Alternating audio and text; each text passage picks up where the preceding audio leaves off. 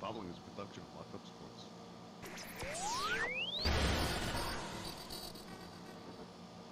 Everybody, this is Don LaGreca from the Michael K. Show. When it comes to talking sports, Bob Walters and Brett Grosso are the authority. Can't wait. When it comes to talking sports, they're the authority. It's Bob Walters and Brett Grosso. It's Locked Up Sports, and it starts now. Bring them out, hey. Bring them out, bring them out, yeah. Bring them out, hey. Bring them out. All right, Mets fans. Beautiful afternoon in New York. We got the Mets playing in Colorado. We got Bob too busy to do a pregame show. What is going on around here? Mets versus Colorado. 41-24 Mets playing the lowly Colorado Rockies, looking to get the sweep and come home and have a nice day off tomorrow after hopefully making this road trip go all the way to 5-2. Now, listen, sorry, I got this going on my phone. I was making sure everything was actually kind of working here. But everything sounds good. But let me tell you, here we go. Mets, 8-1 victory over the Rockies yesterday. Mets winning 3 out of 4, 7 of their last 9, 11 out of 14. Man, 10 straight games the Mets have been playing. And let me tell you, 7-2 so far, looking to beat Colorado today. Yesterday, what a performance. Ronny Mauricio, what was it, a 456-foot home run. If you saw that thing, it was absolutely crushed. The night before, he had a little bit of a one where he kind of trotted on one thought. He hit one out. It hit off the top of the wall. You know, still made it to second, but we didn't like that. But he came back today looking strong yesterday. 2 for 4 in that game. Home run, unbelievable performance. Stolen base. Don't forget, the kid can run, even though he tore up the knee 2 years ago. He's looking good. Let me tell you, it's a nice thing to have. We have him in the lineup today. You know what? While we're here, let me just post it up. Let me get the Mets lineup up here for you today. There you go. Looks like we got, there you go. We got him at DH, so they're moving him around. He's not just playing third. We got him a little day. We'll see what he can do over here at DH today. But, you know, I don't even know what where we're going here. I don't know why I got the wrong lineup here. So I don't even know what I got got here. I thought I had the right lineup. But anyway, we're gonna get to the Mets lineup in just a second. Let me pull up the Mets lineup for you before we totally lose it. I really thought I had it in here somewhere, but yeah, I got it right here. Anyway, we got Lindor, Nimmo, Soto, Alonso, McNeil, Mauricio. Oh man, this is looking good. Taylor, all right, we got to get, listen, Tyrone Taylor has been playing good. Brett Beatty, Alvarez, let me tell you, I don't know how much longer we got Alvarez playing, catching every single day with the way Terrence is playing. Have you seen him with runners in scoring position? Nobody else in the Mets is hitting with runners in scoring position, but it turns out, Luis Terrence can, so I think we need to, at some point, consider, having him be our everyday guy. But let me say, Lindor, broken toe. As usual, playing shortstop. Not really. Honestly, it was amazing to see him come out the other day, hit a double, bring this Mets team to a victory. Really great, but do you like him running around on the broken toe? People are like, oh, it's just a pinky toe. That's great. Let me tell you, this thing isn't going to heal. The Mets are playing the Rockies. We should be able to win a few days without Lindor. I would have liked. I know he wants to play every day. I know thinks he's like the Iron Man, which I would love. I love Lindor playing. I love seeing him in the lineup. Really do. Like, those are honestly some of my favorite things. But at the same time, take a couple days off. You're playing the Rockies. You're playing a day game after a night game. You got a day off tomorrow. You got to let the toe heal a little bit. But Lindor just doesn't feel that way. And Mendoza just, it seems like Lindor kind of runs the show when it comes to whether or not he's playing or not playing. I like to see him in the lineup. I don't like to see him playing with injured toe. I want to make sure he's healthy leading into August, September, October. This Mets team's got to focus on what's important now, and that's the future. We got to get to the playoffs, but, we want a fully healthy Lindor. We saw what happened last year. He had the injured back in the playoffs. Yes, he still came through for us, but We had to go down through that stretch at the end of the season without Lindor, and as much as the Mets held themselves together, we need Lindor as often as possible. Nimmo's just, listen, he's staying hot, 2 for 4 with a walk, RBI yesterday. I love this Nimmo in the 2-hole. I think it brings back this whole old Nimmo thing of, slapping the ball around, trying to hit. He looks like he's running a little bit better. Me and Bob saw him down in spring training. Honestly, his knee didn't look great. I feel like he was starting on opening day, really hobbled. We saw him just a couple weeks ago. He seems like it's coming around. Maybe it's a little bit of the warmer weather, but I think that's going to continue to be a problem all year. But he's not supposed to be that, I'm hitting home runs all over the place guy. I know he wants it. I know everybody wants to hit the home runs, but truthfully, that's not really Nimmo's game. Nimmo's game has always been just hustle. Like, the moment he makes contact, no matter where he hit it on that field, he had a pretty good chance of beating it out. Now, I understand he's having the knee issues, but he's also slapped the ball the other way. And all of a sudden, all those hitting him the other ways and not trying to hit it too hard, they turned into pop-outs and line-outs. And we understand that once in a while that turns into a home run. And, yeah, that's what we're all here to watch. No, that's not what we want to see from Nimmo. We want to see a high OBP. We want to see Nimmo on base. We want to see him making things happen. We want to see – that was like what generated our offense. Before we got Lindor in that 1-hole, like, there's a point where that's what Nimmo was. But now I love Lindor in the 1-hole. You can't beat it. Soto, it just wasn't working in the 2-hole. So you bring Nimmo in there. And Nimmo now, all of a sudden, now he's starting to produce. So to watch Nimmo in the 2-hole, hitting the ball the other way, starting to beat up Brandon Nimmo, and he can still hit hard. He can still hit for power when he needs to. And once in a while, you know what? You're going to get some pop out of Nimmo. You're going to get that home run out of Nimmo. We love that. But the truth is, we don't want to think that Nimmo, we've got to rely on that. We want that Nimmo on base, because you want to step that up, because the guy who now is moved down into the 3-hole, and listen, he's looked a lot better. He's come through a lot more in the clutch. Gets that single the other night, which leads to Lindor double, which leads to the Mets going up and in a big spot, and that's Soto. And Soto in the number 3 hole is starting a little bit more like Juan Soto. Is he there yet? I don't think so. He's missed a couple times. He's just not seeing it. He's not being aggressive on those early strikes. He's striking out looking like that. It's just very odd, because it's not like the pitches were even like that close. He's just it's still got that passive tendency to him, where we need to see that aggressive Juan Soto in the 3-hole. Again, this team's humming. We're talking about the best record in the NL. Second record behind the Tigers of all people. But you're looking now, we're in front, in front of the Dodgers, in front of the Cubs. Phillies faltering. Braves, forget it. Mets right now, listen. Young guys are up. Soto's not really producing as much. Lindor's coming through. Alonso, are you kidding me? Like, the guy's just incredible. The guy's going to have an all-time year. All-time first base year. I don't know if he's going to be around, but we get into the 4-hole and you got Pete Alonso. Like, come on. What do the Mets do? Do we hold on to Pete? How long are we talking? Is Pete going somewhere else? Hometown discount? I believe in a hometown discount. I know other people don't believe that he's going to do it. They didn't think he was going to do it last year. He did it. To a point, he didn't really have offers. I guess people are going to be throwing the money at him. But the Mets are going to have to figure something out. Maybe some type of long-term extension. I'd love to see Pete as a Met for life. But all I know is I'm going to watch this year, because this year, that guy right there, he's got MVP potential. He's got a chance to bring this team right to the playoffs and drag them right through it and carry guys like Juan Soto, who maybe aren't being the same as they always were. Carry guys. You know what? Maybe Vientos isn't having the year, but you can carry. Once we get, all we got to do is get to the postseason.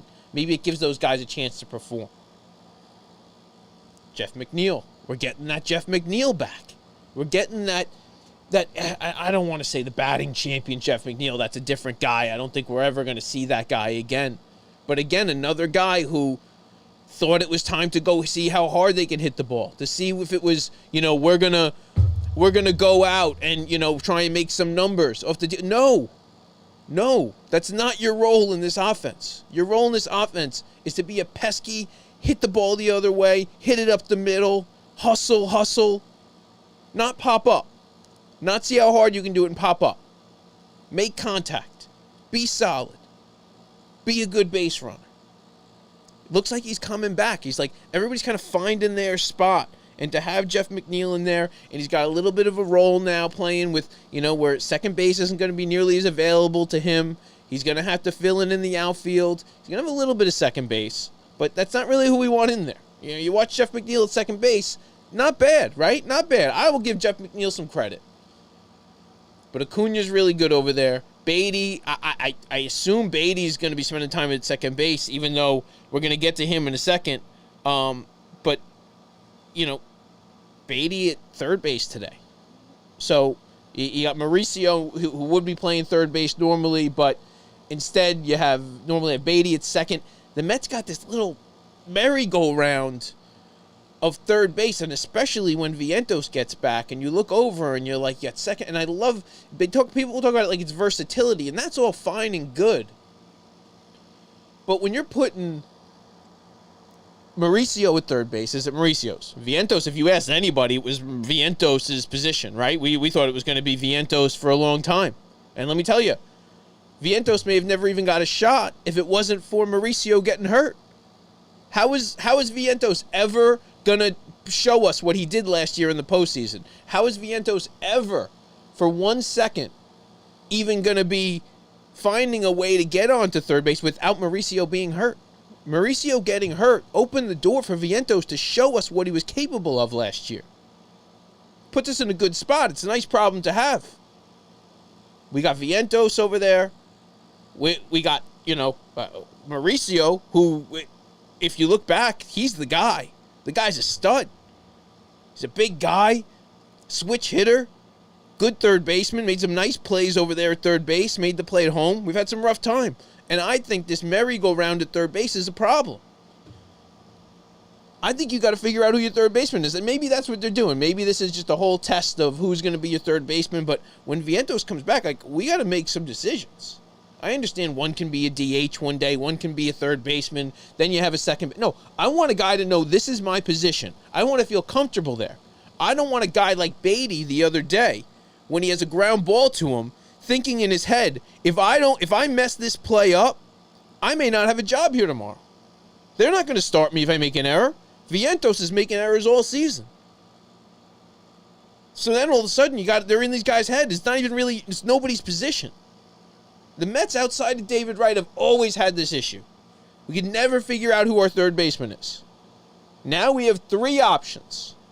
It looks like Beatty's going to go over to a second. If you ask me, it was going to be Beatty at second, riding this out for a while, sticking McNeil in the outfield somewhere, and we were going to have Mauricio at third, and then, whoever. But now all of a sudden you got Beatty at third today.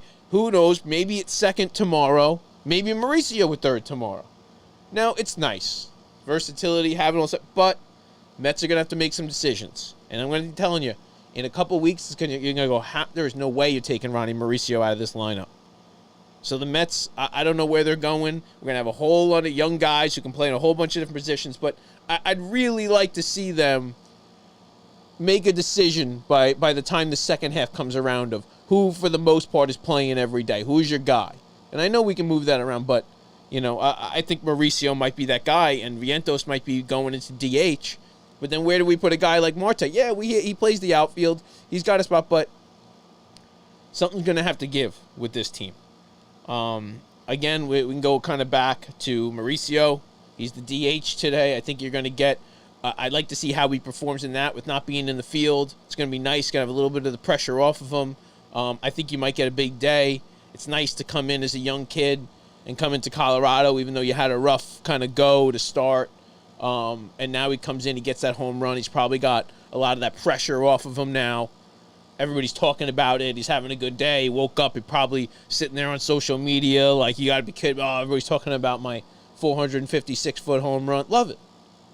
Bring him back in the lineup at a DH. That, you know what? Ronny Mauricio, man. Big one. And then Tyrone Taylor. Just solid solid outfielder. We got Tyrone Taylor, and then you got Brett Beatty. Kind of talked about him in, third base. Love him hitting. Hopefully, Beatty can continue to hit. I just like where it's going. Francisco Alvarez. I don't know what to do with him. I think there's a chance. I know he may be going out. I think he's about to have his first. I don't know if it's his first child. I believe his first child. They have Hayden Senger, our favorite Whole Foods employee. Hayden Senger is on the taxi squad. So not only does he work at Whole Foods, he's a Mets catcher. He's on the taxi squad, just waiting for Francisco Alvarez to have his child imminently, his wife to have his child imminently. So we'll see a little. Alvarez will be out. Maybe that's something that Alvarez needs. Just get away. Maybe that's been hanging on his head. He got the baby coming. Got the wife complaining. You know what it's like to have a pregnant wife? Summer in New York. We've done it. Bob's done it. Bob's had the wife pregnant. Got a lot on your mind. So maybe the baby brings the new. We know how it goes. Fransisco Lindor had his baby. A lot of Mets babies going on. Alonso's wife's pregnant. A lot of babies going on.